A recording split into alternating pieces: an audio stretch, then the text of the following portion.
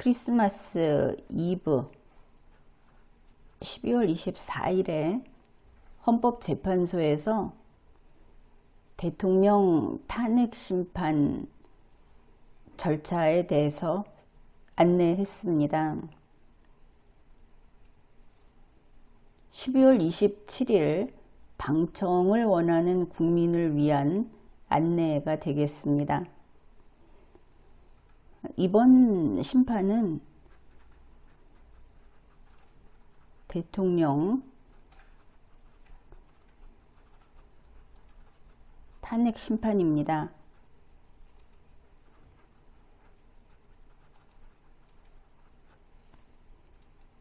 사건 번호는 2024 헌나 8입니다.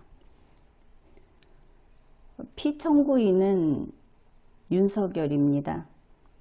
당연히 피청구인은 대통령 탄핵 심판이니까 대통령이겠죠. 괄호 열고 윤석열 이렇게 적시하고 있습니다. 방청 안내는 그렇습니다. 언제 방청할 수 있느냐 하면 2024년 12월 27일 금요일입니다. 14시 오후 2시이고 장소는 헌법재판소 소심판정입니다. 이 방청을 하려면 방청권이 있어야 합니다. 방청권을 받을 수 있는 방법은 두 가지가 있습니다. 오프라인으로 그리고 온라인으로 그렇게 되어 있는데 우선은 이 12월 27일 당일 오후 1시부터 헌법재판소 정문 안내실에서 받을 수 있습니다. 선착순으로 교부합니다. 이때는 신분증하고 교환해서 교부한다고 합니다.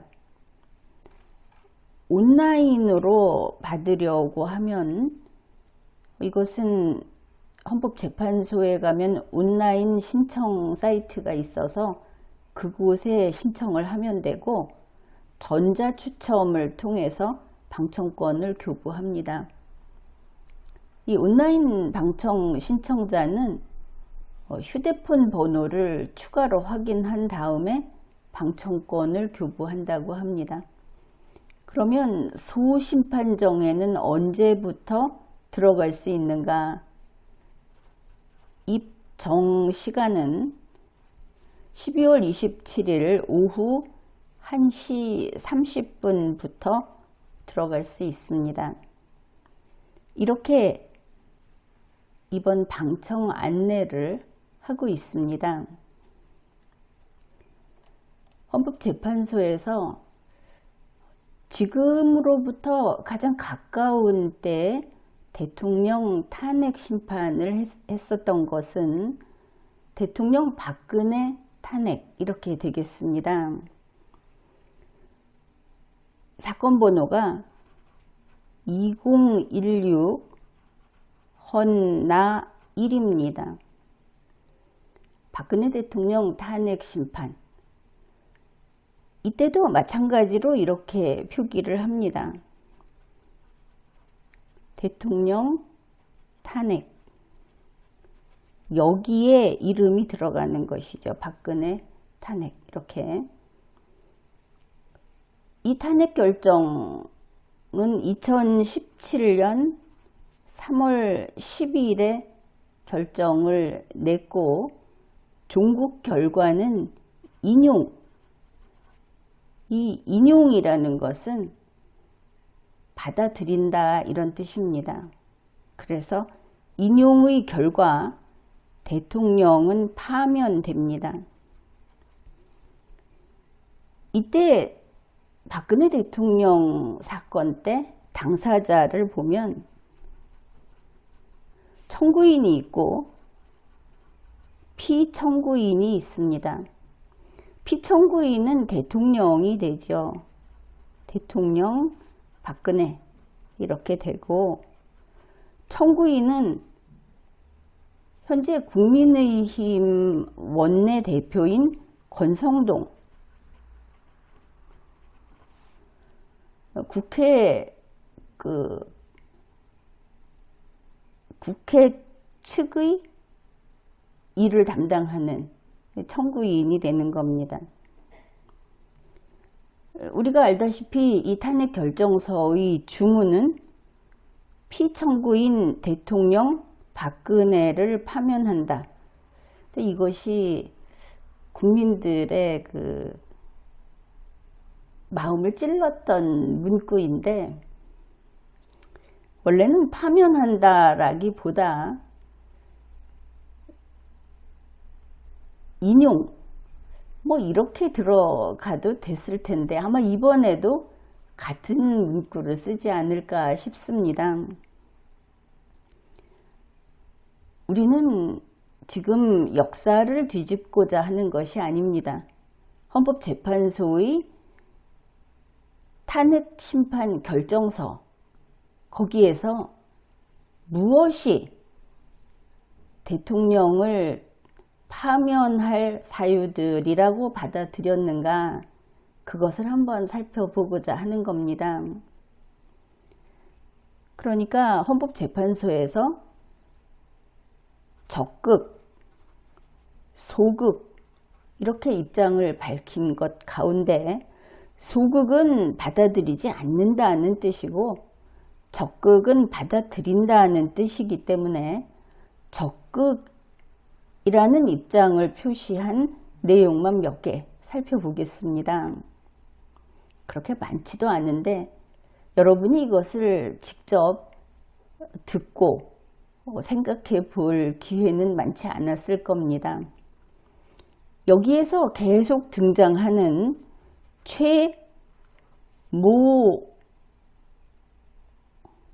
최모원이라고 하는 이름이 있는데, 이것은 당사자의 실명입니다. 그래서 실명을 쓰지 않고 여기에서는 언론에 보도된 호칭을 쓰겠습니다. 이것은 이 사람의 실명이 아니기 때문에 가리지 않아도 되죠. 최순실이라고 보도되었던 일종의 별명같이 이것을 쓰기로 하겠습니다. 이렇게 한 글자를 띄워놓고 말하기는 쉽지 않으니까, 이 적극으로 나온 첫 번째, 최순실의 국정 개입을 허용하고 권한을 남용한 행위가 공익 실현 의무에 위배되는가, 여기에 그렇다고 했습니다. 헌법재판소가 밝힌 내용은 이렇습니다. 피청구인의, 그러니까 대통령 박근혜의 이러이러한 일련의 행위는 최순실 등의 이익을 위해 대통령으로서의 지위와 권한을 남용한 것으로 공정한 직무 수행이라고 할 수 없다. 피청구인은 헌법 제7조 1항, 헌법 제7조 1항을 위반했다고 했는데, 이 내용은 공무원은 국민 전체에 대한 봉사자이며 국민에 대하여 책임을 진다, 이런 법문입니다. 그것을 위반했다. 또 피청구인은 국가공무원법 제59조, 공직자윤리법 제2조의 2, 제3항, 부패방지 권익위원회법 제2조 제4호 감옥 제7조, 이것을 위반하였다. 이것이 받아들인 한 개의 내용입니다. 두 번째, 최순실의 국정 개입을 허용하고 권한을 남용한 행위가 기업의 자유와 재산권을 침해하였는가를 받아들인다고 했습니다. 그 내용은 이렇습니다. 아무런 법적 근거 없이, 대통령은 법적 근거 없이 아무것도 할 수 없는데 법적 근거 없이 대통령의 지위를 이용하여 기업의 사적 자치 영역에 간섭한 피청구인의 행위는 해당 기업의 재산권 및 기업 경영의 자유를 침해한 것이다. 적극 입장을 밝혔습니다. 세 번째, 최순실의 국정 개입을 허용하고 권한을 남용한 행위가 비밀 엄수 의무에 위배되는가? 그렇다 하고 적극 입장을 밝혔는데 그 내용은 이렇습니다.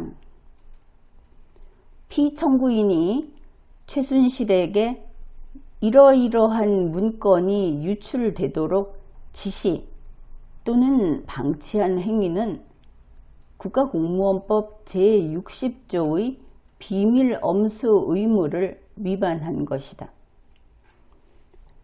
네 번째, 피청구인을 파면할 것인지 여기에 대해서 적극으로 표시를 했습니다. 피청구인의 이 사건 헌법과 법률 위배 행위는 국민의 신임을 배반한 행위로서 헌법 수호의 관점에서 용납할 수 없는 중대한 법 위배 행위라고 보아야 한다. 그렇다면 피청구인의 법 위배 행위가 헌법 질서에 미치게 된 부정적 영향과 파급 효과가 중대하므로 피청구인을 파면함으로써 얻는 헌법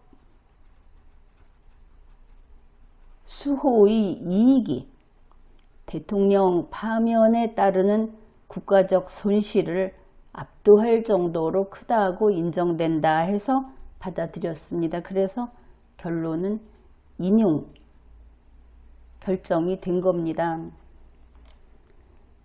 그런데 이렇게 보면 대통령은 헌법과 법률을 절대 위반하면 안 됩니다. 그런 점에서는 할 말이 없죠. 다만 그 내용을 보면 원래 대통령 파면이라고 하는 것은 이와 같은 내용으로서 탄핵 결정을 하게 되는 겁니다.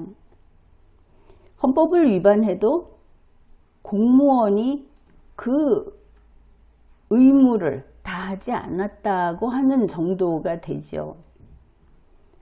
그러면 이번에 대통령 윤석열의 탄핵소추 의결서를 보게 되면 아직은 국회에서 국회의 의결 내용밖에 없죠. 이것이 헌법재판소에 들어갔으니까. 그러나 입법정부인 국회에서 가중정족수로 탄핵소추 의결을 했다고 하는 것은 중대한 사안입니다. 그 의결서에서 나열한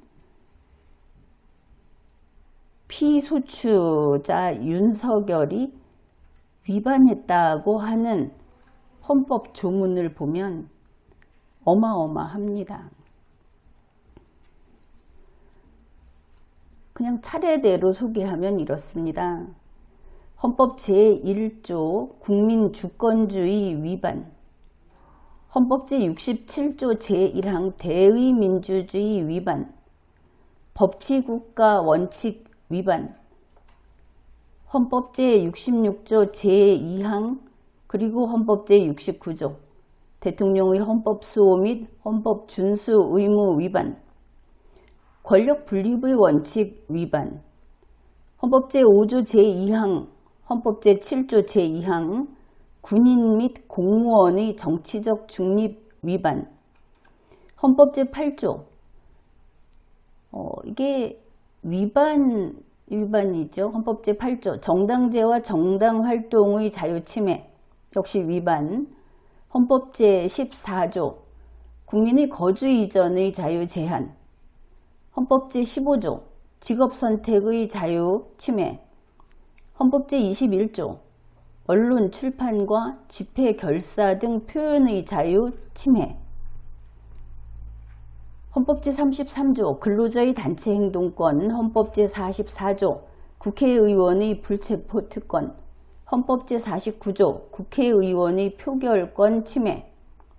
헌법 제74조 헌법과 법률이 정하는 바에 의하여 국군을 통수할 의무 위반. 헌법 제77조 제5항 국회의 계엄 해제 요구권 침해. 헌법 제77조 헌법 제89조 제5호 헌법에 규정된 비상계엄 선포의 요건과 절차 위반 등의 헌법 규정과 원칙에 위배하여 헌법 질서의 본질적 내용을 훼손하였다. 이것이 피소추자가 탄핵소추 된 사유입니다. 아예 헌법을 통째로 갈아엎어버렸다. 그러니 흔히 그렇게들 이야기를 하죠. 이번에 윤석열을 보면 박근혜는 세 발에 피었다. 박근혜는 죄도 아니었다. 그렇게 이야기할 수 있어 보이기는 합니다. 그러나 윤석열 대통령의 이번 범행은 어느 국가의 역사에서도 있어서는 안 되는 그런